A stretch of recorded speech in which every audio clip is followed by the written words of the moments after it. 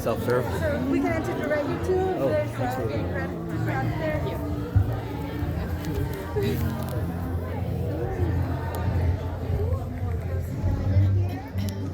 Welcome everybody. Welcome to Dropside. So this is backstage at the legendary Pop Maker Marionette Theater. In front of us are the stars of our show. So it's one half, the other half is mirrored on the other side. But you're going to see all of our marionettes. So the marionettes in this show are some of our oldest marionettes. They have been with us since the 1950s. And so we've added some on throughout the years. Some newer ones, like our tomatoes, are a little bit newer. But this collection is one of our oldest collections and one of the most comprehensive as far as true to Bob's very original vision here he put it together. So these guys are super great. You'll see above their control bars and on the rack here, there's some labels, and so the labels are exactly where the puppets go before the show. So we have to make sure the puppets are set in just the right way so that the puppeteers can come out and grab their puppet in time for their next part. The changeover can be pretty quick sometimes, so we've got to make sure that they're in just the right place. Thankfully, this system works out really well for us. You'll see above me some bags, and in those bags are a bunch of puppets. And you'll see to my left, in some bags are even more puppets. And I can promise you, anywhere you look in this space, you're going to find more and more and more puppets because we had to be very, very crafty on how we were going to store 3,000 puppets as part of our collection. So we've got so many puppets. Right behind our group is standing right here. You're going to see these ropes.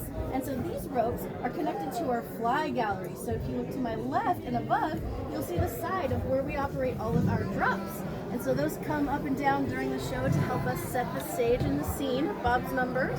And I really like this side a lot because I like to bring the drops down and you can animate them sometimes. And so I have a lot of fun with how to bring them down and the timing and all of that.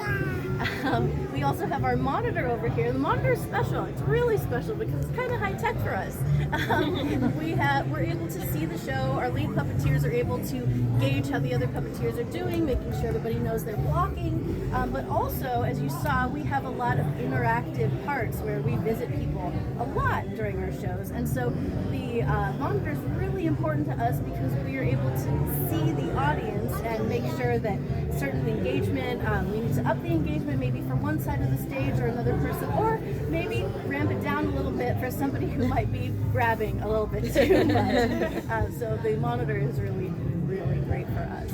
And I can take a couple of questions if you guys have any questions or thoughts.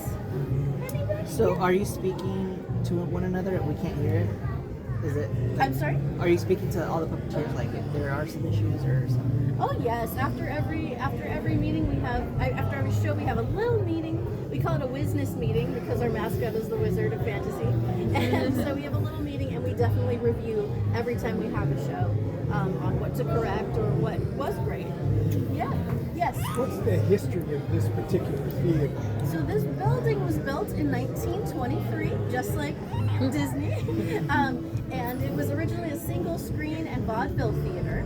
And so then it turned into an organ theater later on. And so it played old films and it had an in-house organ and they had shipped out, but the guy who worked here he invented the organ in a box.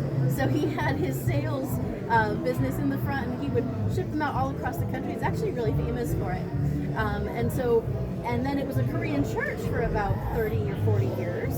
And fortunately, anybody who was in this building didn't really have much interest to change it too much. So we have the original proscenium that is just beyond back here. And on there is where we have our workshop now. And we have a lot of elements from the original theater here, but something that wasn't here was the organ. So when we moved in, we were able to put an organ back into an organ theater, which was something really wonderful for everybody. So yeah. Yeah, of course. We can do about 2 more questions if you guys have any more. Your favorite marionette or puppet? In this show, my favorite marionette's probably Mama Goat, the one who came out watering her flowers. I can't resist those curls. Yeah. Any other thoughts or questions? No? All right, no problem. Feel free to take a look around and take as many photos as you'd like.